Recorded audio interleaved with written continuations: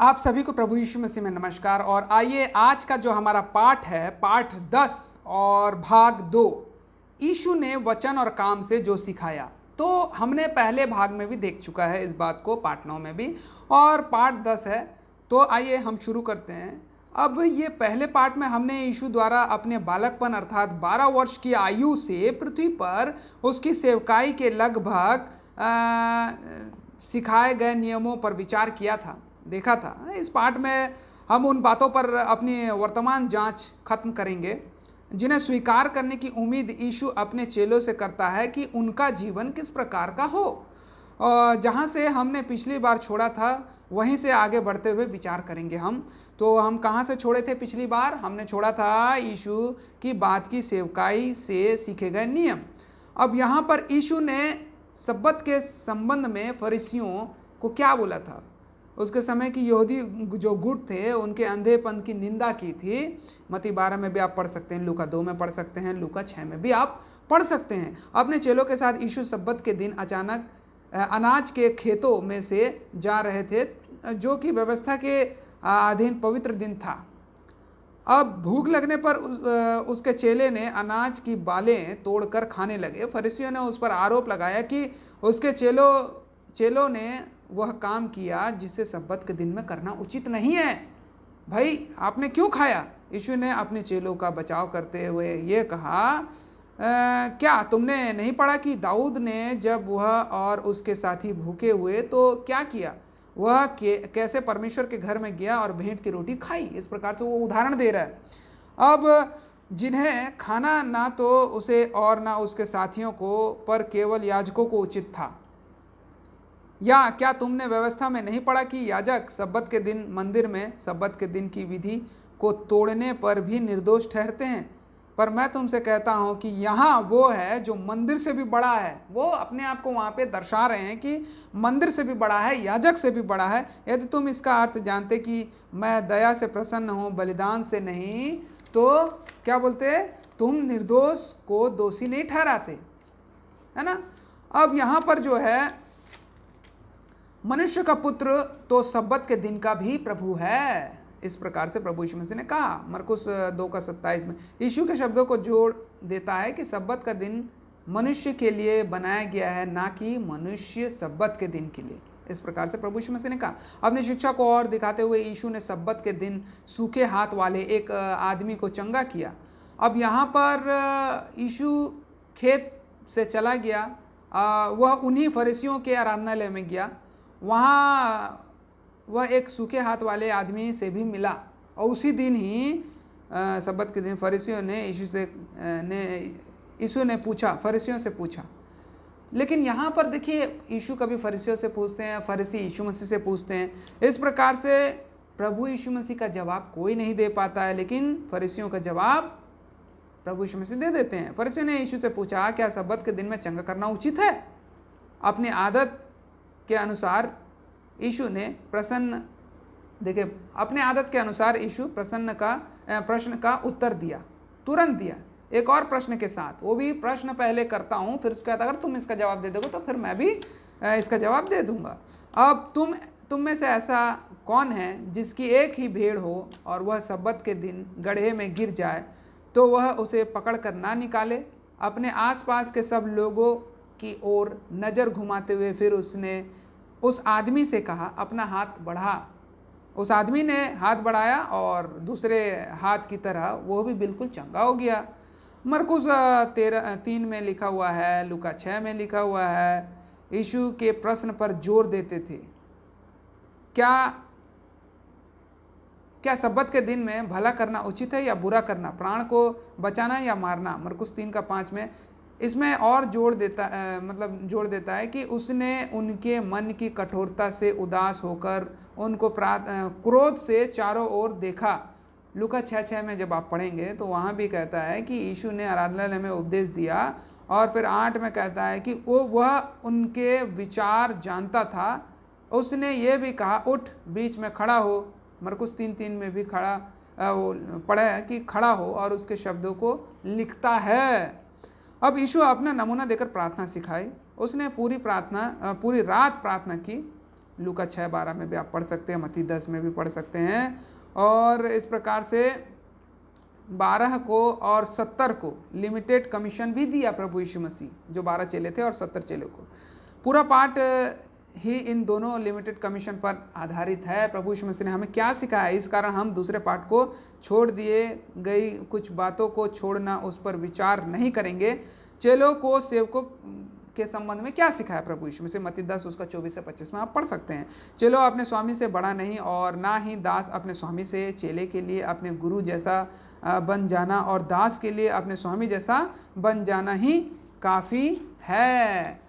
यीशु ने उनसे उसमें विश्वास के अंगीकार की बात सिखाई। मत्ती 10 का 32 और 33 में आप पढ़ सकते हैं। वहाँ पर जो कोई मनुष्य के सामने मुझे मान लेगा उसे मैं अपने स्वर्गीय पिता के सामने मान लूँगा।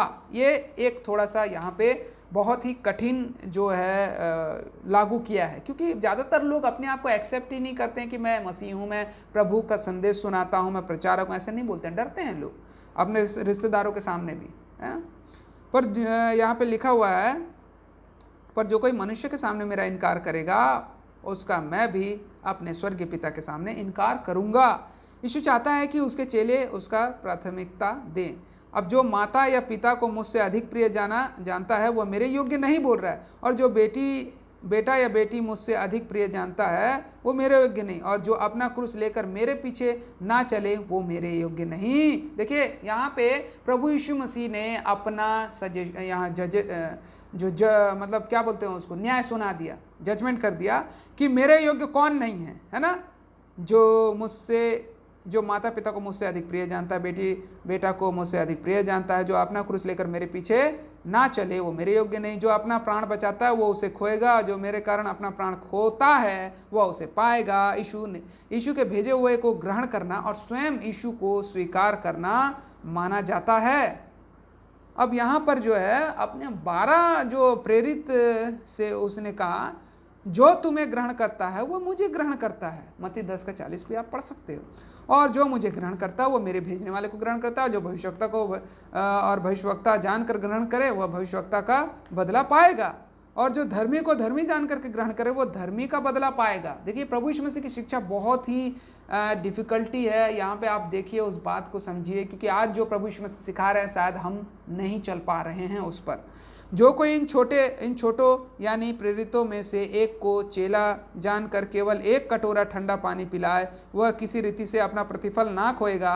पहाड़ी उपदेश में जब हम पढ़ते हैं, यीशु द्वारा अपने चेलों को बताए जीने के सामान्य नियमों में से सबसे विस्तृत अब मत्ती 5, 6, 7 और लूका 6 अध्याय में पाया जाने वाला यह उपदेश है कि मत्ती इस उपदेश पर परिचय यह कहते हुए करवाता है कि वह इस भीड़ को देखकर पहाड़ पर चढ़ गया, और जब बैठ गया तो उसके चेले उसके पास आए और वह अपना मुंह खोल करके उन्हें उपदेश देने लगा।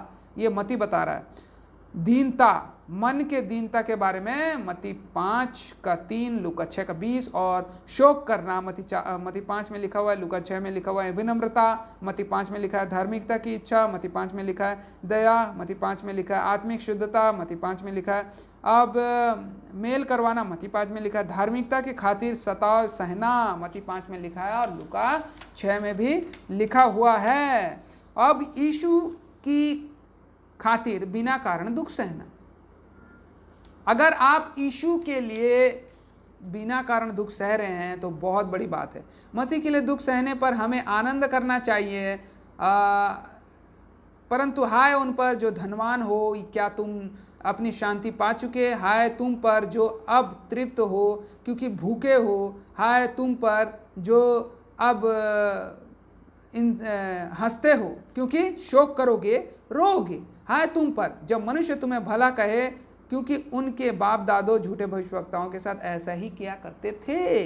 यीशु ने अपने चेलों को पृथ्वी का नमक कहा है, पर नमक का स्वाद खो दे या बिगड़ जाए यह किसी का काम नहीं आता है, बाहर फेंका जाता है और पैर से रौंदा जाता है। यीशु ने कहा कि उसके जो चेले हैं जगत की ज्योति है।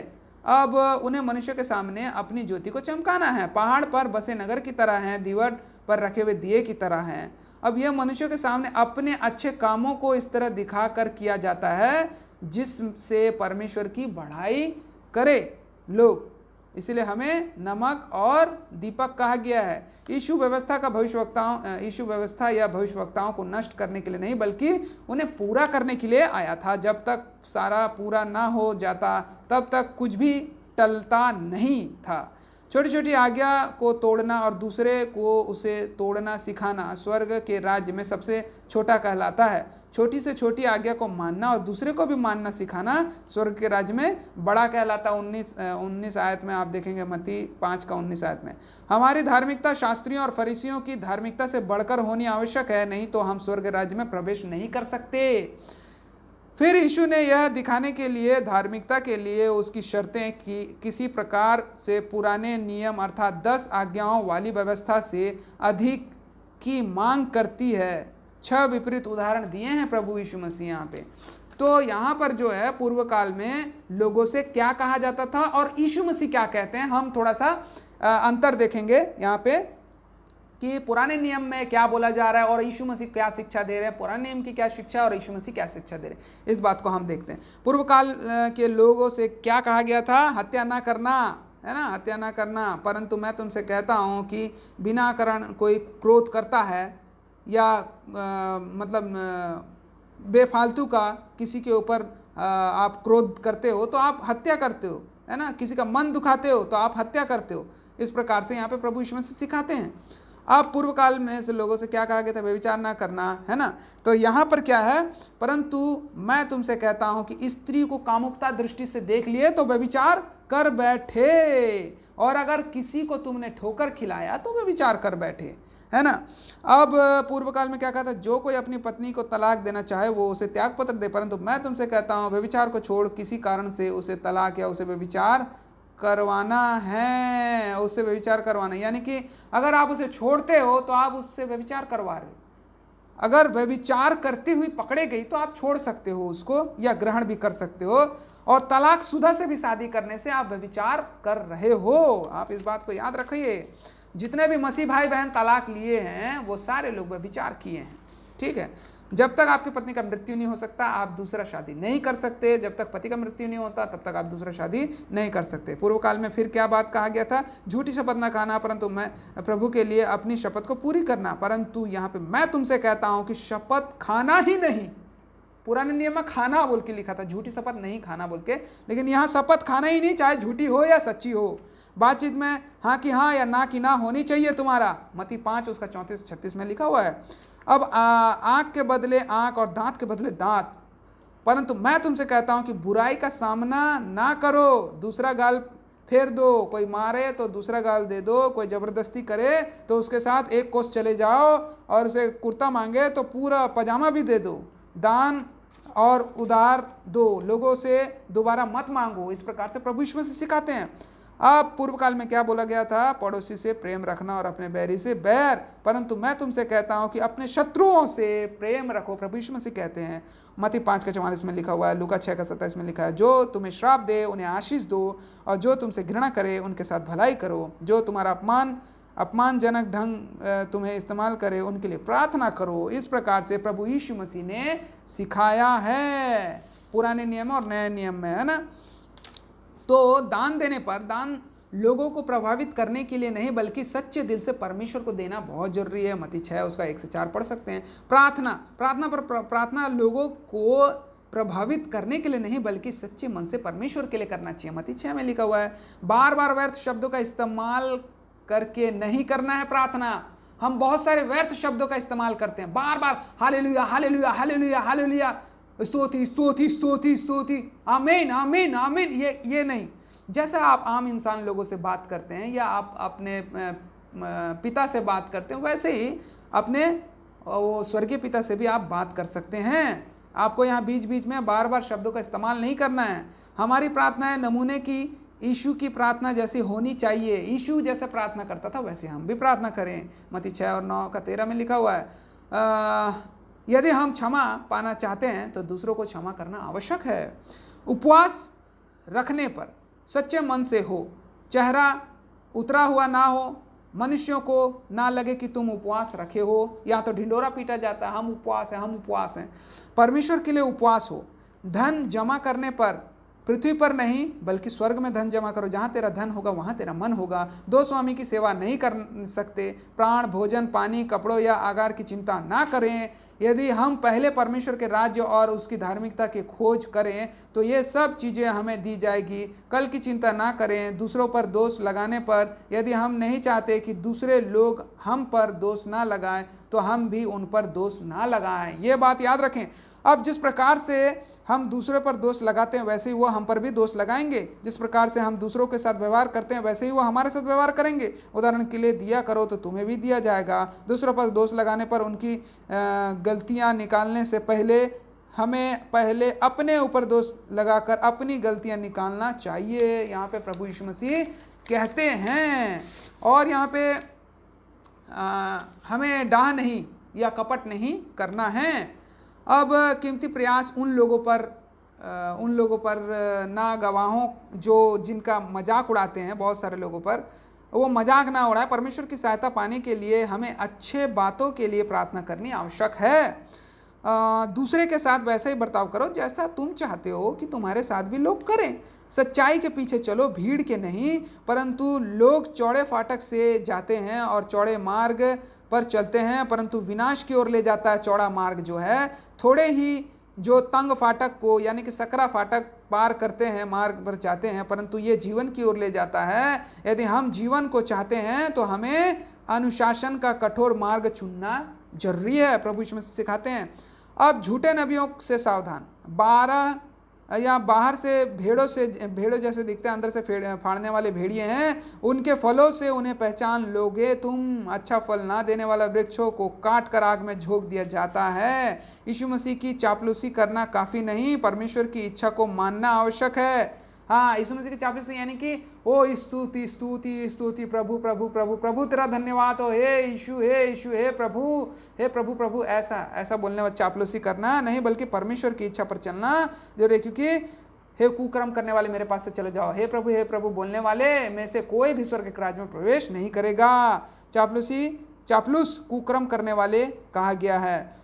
यीशु की बातों को करने के लिए केवल सुनना आवश्यक नहीं है। सुनकर और करके हम समझदारी पर चट्टान पर घर बनाते हैं। केवल सुनकर हम मूर्खता रूपी रेत पर घर बनाते हैं तो गिर जाता है।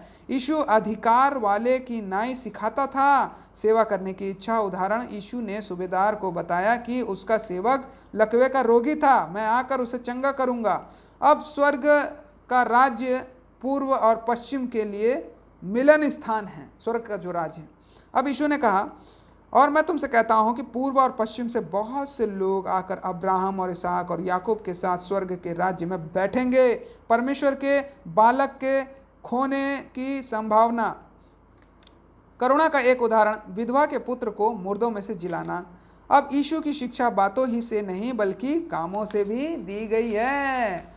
जब यूहन्ना ने 2 चेलों को यह पूछने के लिए भेजा, क्या आने वाला तू ही है या हम किसी दूसरे की बाट जो हैं? यीशु ने उत्तर दिया, जो कुछ तुम सुनते हो देखते हो वह सब जाकर यूहन्ना से कह दो। अंधे देखते हैं, लंगड़े चलते हैं, कोढ़ी शुद्ध होते हैं, शुद्ध किए जाते हैं, बहरे सुनते हैं, मुर्दे जिलाए जाते हैं और कंगालों को सुसमाचार सुनाया जाता है। धन्य है वो जो मेरे कारण ठोकर ना खाए।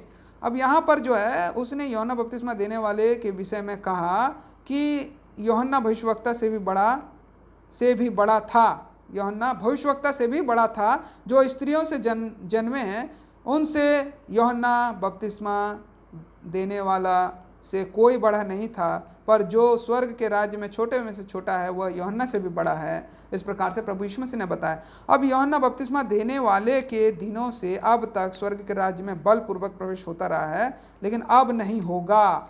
यूहन्ना तक सारे भविष्यवक्ता व्यवस्था भविष्यवाणी करते रहे। यूहन्ना एलिया जो आने वाला था वही है। अब यीशु ने डांटा, खुराजीन, बैतसैदा और कफरनहूम में सामर्थ का काम आश्चर्य कर्म किए थे। इन सामर्थ के कामों को ध्यान में रखते हुए यीशु ने कहा कि उन्हें मन फिरा लेना चाहिए था। उन्होंने मन नहीं फिराया, जिस कारण यीशु उनके विरुद्ध में हाय कह दिया। तो ये जो बात है प्रभु यीशु मसीह की शिक्षा और व्यवहार और एक आम गलत अवधारणा की उसने कभी नकारात्मक ढंग से इस्तेमाल नहीं किया। प्रभु यीशु मसीह अपने जीवन को, सकारात्मक बातें कही हैं, लोगों को बचाया है प्रभु यीशु मसीह, और इस प्रकार से बहुत सारे रोगियों को, बीमारियों को चंगा किया, मोटिवेट किया है, हर किसी को बताया। यीशु ने सिखाया कि लोगों को पसंद आए या ना, पर हम बुद्धि ही की माने, यानी कि लोगों को कुछ भी बातें पसंद आए या ना हो, लेकिन हमें बुद्धि की ही बातें मानना चाहिए।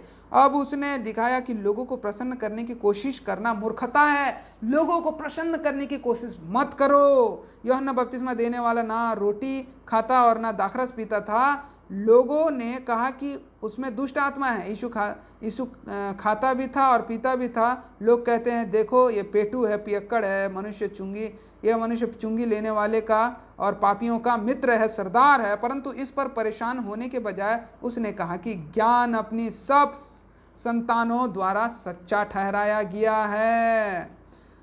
और भी बहुत से काम और यीशु ने किए हैं। यदि वे एक एक करके लिखे जाते तो मैं समझता हूँ कि इस पुस्तक में, मतलब पुस्तकें जो लिखी जाती जगत में नहीं समाती।